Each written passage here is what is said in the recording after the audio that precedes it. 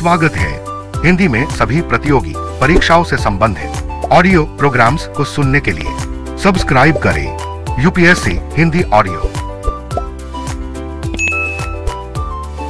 नमस्कार, आज हम एक दिलचस्प किताब पर बात करने वाले हैं। कलेक्टर साहिबा, यूपीएससी वाला लव। जी। इसके कुछ चुने हुए हिस्से हैं हमारे पास और इनमें ना यूपीएससी की तैयारी करने वाली एक एस्पिरेंट है अंजल। उनके सफर, उनकी मुश्किलों और कैसे उन्हें प्रेरणा मिली, उनकी क्या स्ट्रैटेजी रही, उसकी एक झलक मिलती है। बिल्कुल, और ये सिर्फ एक अंजल की कहानी नहीं है। मुझे लगता है ये उन लाखों युवाओं की कहानी है जो ये सपना देखते हैं यूपीएससी का। सही बात है। हम कोशिश करेंगे समझने की कि ये जो पहली चिंगारी होती है ना प्रेरणा की, वो कैसे जलती है और तैयारी का रास्ता वो असल में कितना मुश्किल होता है। हाँ, बिल्कुल। और इसके लिए किस तरह की दिमागी मजबूती चाहिए, अनुशासन चाहिए, और फिर वो मंजिल लबासना, वहां तक पहुंचने का सपना कैसे सच होता है। हाँ, तो हमारे पास जो ये अंश है किताब के, उनमें अंजल के अपने अनुभव हैं, उनका संघर्ष है और जो उन्होंने सीखा इस पूरी प्रक्रिया में, वो सब दर्ज है। जी। तो आज का मकसद यही है कि इन हिस्सों से वो जरूरी बातें निकालें, वो सीख जो शायद यूपीएससी एस्पिरेंट्स के लिए तो हैं ही, हाँ, पर शायद कोई भी जो किसी बड़े लक्ष्य के पीछे लगा है उसके लिए भी काम की हो सकती हैं। बिल्कुल, सबके लिए कुछ ना कुछ है इसमें। तो चलिए शुरू करते हैं उस पहले पल से जब ये सपना मतलब पहली बार मन में आया। हाँ, और ये बड़ी दिलचस्प बात है कि ये चिंगारी अक्सर कहीं से भी आ सकती है, किसी अनपेक्षित जगह से। सही कहा आपने, यहाँ भी ऐसा ही कुछ हुआ। कहानी शुरू होती है अक्टूबर 2017 में।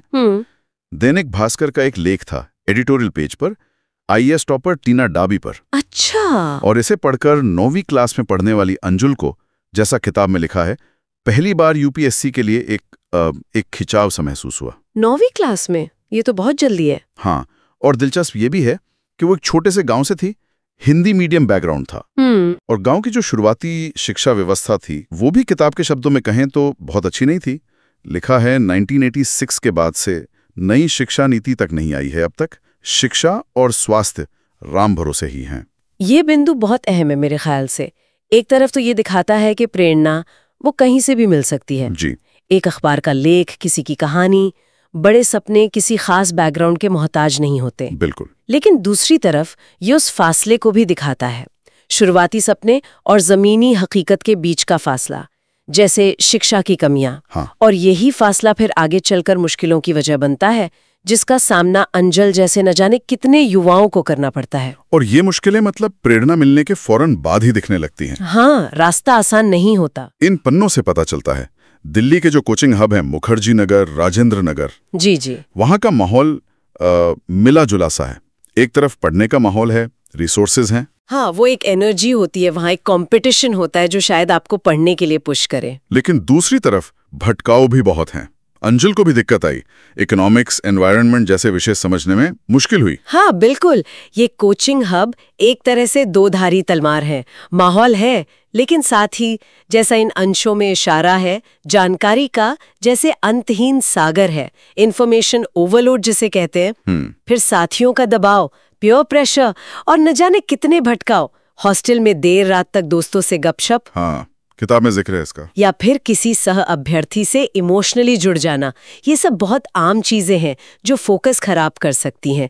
यहाँ तक कि टेक्स्ट या फोन पर बात करने के लिए टाइम निकालने का प्रेशर, उसका भी जिक्र है। बिल्कुल। और इसी माहौल और मुश्किलों के बीच आती है पहली बड़ी ठोकर। आईएएस प्रीलिम्स 2017 में असफलता।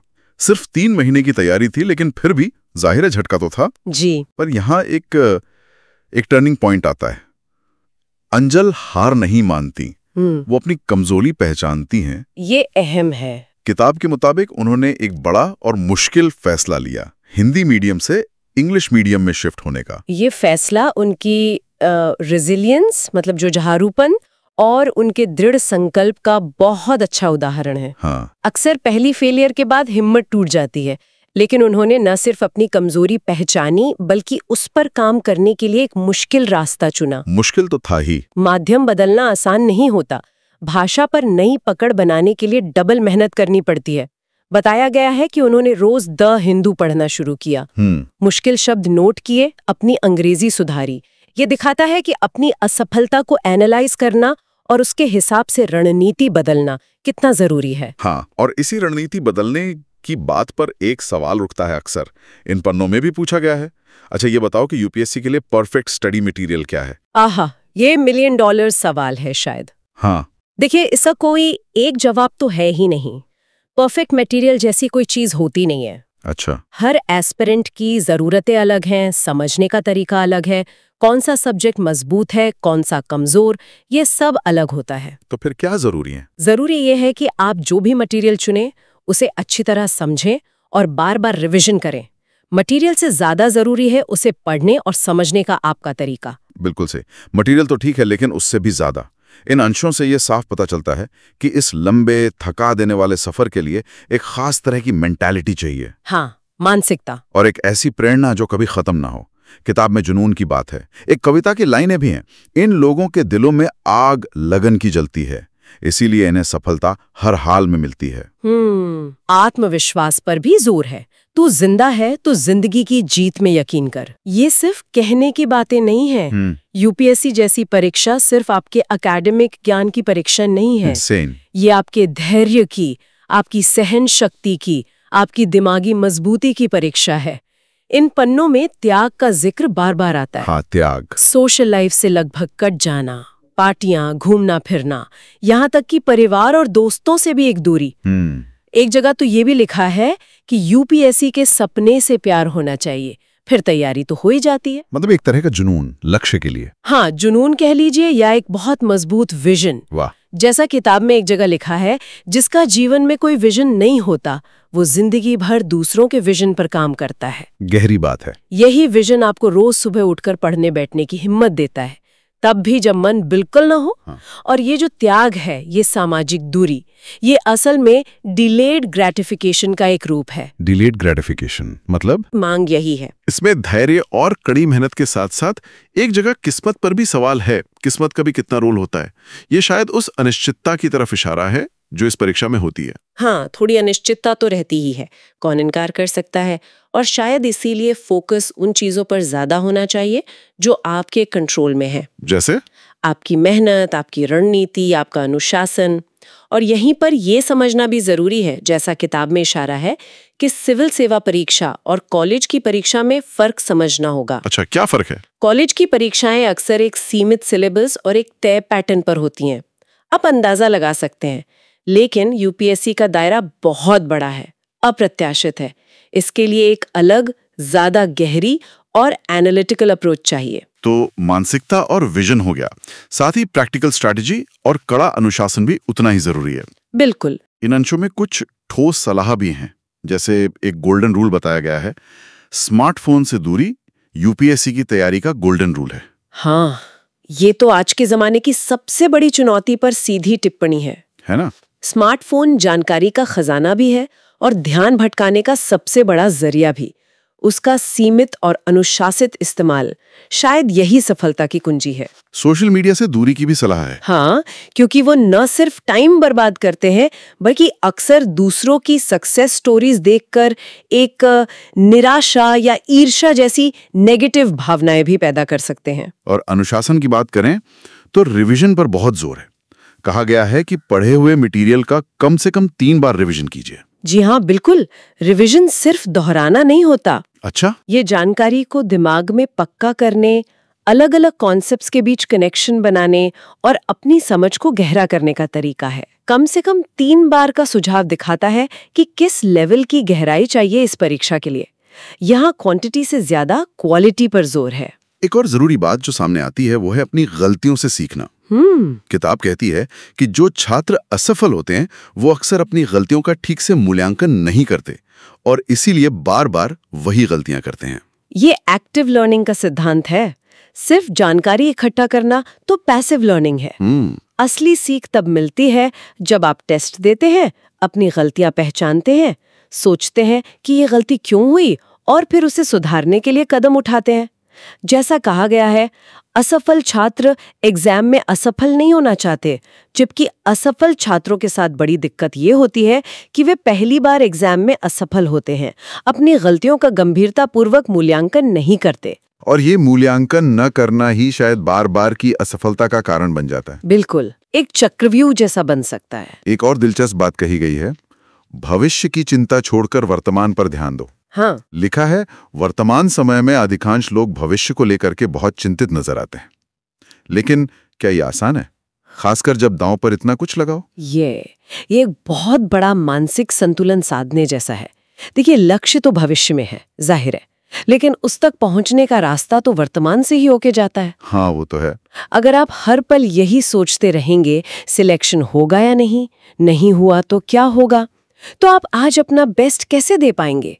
फोकस इस पर होना चाहिए कि आज के दिन का, आज के घंटे का सबसे अच्छा इस्तेमाल कैसे करें। कहना आसान है, हाँ, करना मुश्किल है। इसके लिए बहुत ज्यादा मेंटल डिसिप्लिन चाहिए। और शायद इसीलिए किताब में यह भी लिखा है कि दूसरों की तुलना में सिलेक्शन के लिए कभी-कभी 3 गुना ज्यादा मेहनत करनी पड़ सकती है। ये शायद उस भयंकर कंपटीशन और अपनी अपनी क्षमताओं के अंतर को दिखाता है। संभव है, हर किसी की शुरुआत अलग होती है, सीखने की स्पीड अलग होती है, बैकग्राउंड अलग होता है।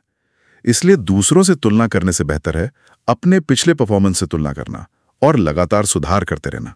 इन सब मुश्किलों, रणनीतियों, अनुशासन, इन सब के पीछे जो एक ड्राइविंग फोर्स है, वो है लबासना पहुंचने का सपना। हाँ, इन अंशों से ये साफ है कि यही सबसे बड़ी प्रेरणा है। बिल्कुल। एक स्पष्ट और मजबूत लक्ष्य का होना बहुत जरूरी है। जब लक्ष्य इतना बड़ा और आकर्षक हो तो रास्ते की छोटी-मोटी मुश्किलें, वो त्याग उतने बड़े नहीं लगते। किताब में अब्राहम लिंकन का उदाहरण भी है, जो कितनी असफलताओं के बाद राष्ट्रपति बने। ये याद दिलाता है कि असफलताएं सफर का हिस्सा हैं, अंत नहीं। एक दिलचस्प साइकोलॉजिकल पहलू भी है इसमें। लक्ष्य मिल जाने के बाद भी शुरू में एक खालीपन सा महसूस हो सकता है। हाँ, जैसे अंजुल खुद से पूछती है, क्या है ये सब? ये शायद इतने लंबे संघर्ष के बाद मिली सफलता पर अचानक यकीन न करताने जैसा है। ये स्वाभाविक है। इतने लंबे समय तक जब आपकी पूरी जिंदगी एक ही लक्ष्य के चारों ओर घूमती है, तो उसके मिल जाने के बाद एक अजीब सा खालीपन लग सकता है। तो यहीं पर फिर से एक स्पष्ट विजन काम आता है। सिर्फ परीक्षा पास करना ही नहीं, बल्कि उसके बाद आप क्या करना चाहते हैं, समाज के लिए क्या करना चाहते हैं। और ये सफर सिर्फ मंजिल तक नहीं पहुंचाता, बल्कि जैसा किताब में बताया गया है, ये इंसान को अंदर से बदल देता है। बिल्कुल, नई आदतें बन जाती हैं, दुनिया को देखने का नजरिया बदल जाता है।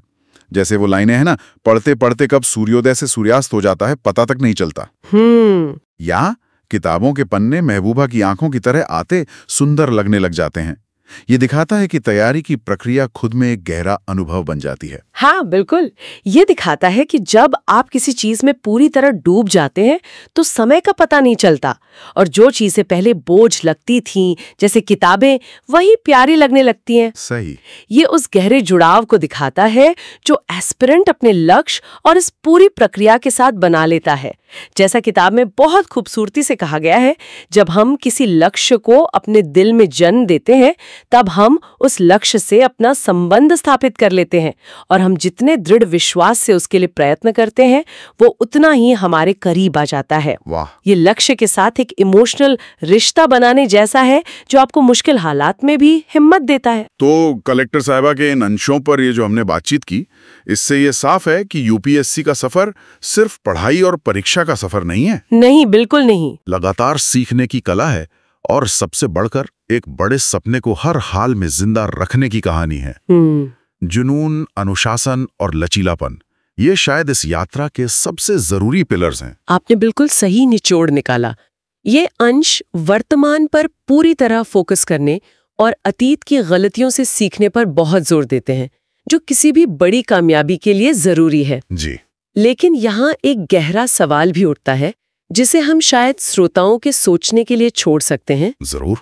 कि कोई भी व्यक्ति इतने लंबे और अनिश्चित लक्ष्य जैसे यूपीएससी के लिए जो जरूरी लॉन्ग टर्म विजन है, यानी भविष्य के सपने को जिंदा रखना, उसे बनाए रखते हुए तैयारी के लिए जो गहन वर्तमान फोकस चाहिए, मतलब हर दिन, हर घंटे की पढ़ाई पर ध्यान देना, इन दोनों को बैलेंस कैसे करें? हाँ, ये बहुत मुश्किल संतुलन है। बिल्कुल।